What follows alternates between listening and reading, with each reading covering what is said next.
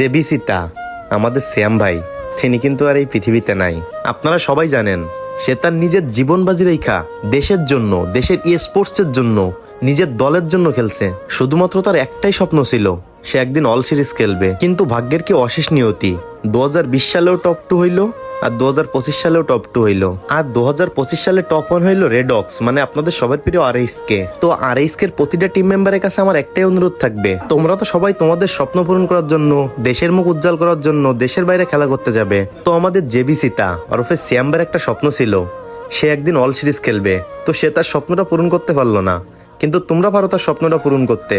তোমরা তার একটা জার্সি বা তার একটা লোগো তোমাদের গেঞ্জিতে লাগায় খেলতে পারো। সে তো বেঁচে থাকা অবস্থায় তার শখটা, তার আশাটা সে পূর্ণ করতে পারলো না। এখন তোমাদের কাছেই তার আশা, শখ সবকিছু রয়েছে। সে মরে যাবার পরে হইলেও তার শখটা, আশাটা তোমরা পূর্ণ করো। আর হ্যাঁ, এতে করে বিশ্বের স্পোর্টস কমিউনিটি সবাই জানবে বাংলাদেশে একটা চিতা ছিল যে কিনা নিজের দেশের জন্য, নিজের দেশের স্পোর্টসের জন্য